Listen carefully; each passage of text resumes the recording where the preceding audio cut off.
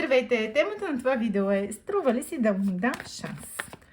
Да видим дали вие има смисъл да му прощавате на този човек. Ще погледнем Аз съм Марсиана и да видим сега. Щом сте попаднали на това видео, значи имате какво да чуете.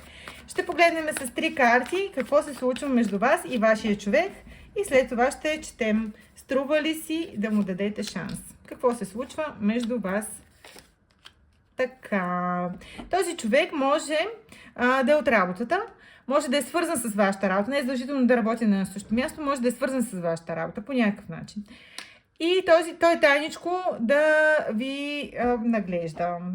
Това, което може да се случва е, че, примерно, фирмената етика не позволява отношенията на работното място или просто не са много удобни и вие имате някакви ментални спънки, да го кажем, за отношенията на работното място. Или с колеги, или с хора, с които работите по принцип. Може и клиент да е. Така, вие в момента не сте взели решение какво искате да правите точно с този човек. Ако гледате за някой друг, сменете видеото. Това е за хора, които в момента нямат отношения, защото, или поне неофициални, защото работят заедно. Или са свързани с работата. Дали да му давате шанс на този човек?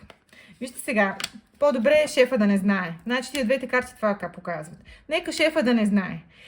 Вие може да се притеснявате от това, че тайните отношения едва ли не ще му помогнат той да се чувства малко по-свободен и може всеки един момент да си тръгне, но това не е така.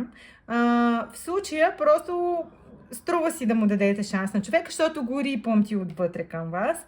Като цяло, вие най-вероятно просто не виждате тази емоционалност в него, защото просто най-вероятно човека си просто, как да го кажем, инстинкта му говори повече, отколкото сърцето, дето се казва, този жезъл. Но като цяло, да не знае шефа. Струва си да му дадете шанс. Ето, продължаваме. Момичета, дайте му шанс на човека, много хубави отношения ви очакват. Значи по слънце това е зелена светлина, абсолютно за всякакъв вид въпроси. Това означава много да. Двойката чаши, взаимодействието е прекрасно между двете енергии. Това е върховният жрец, който показва мъдрост. Те ще бъдат наистина пълноценни тези отношения. На дъното на колата, разбира се, нашите страхчета, които трябва да пребориме. Значи, действайте. Картите казват: дайте шанс на човека, само шефа да не знае.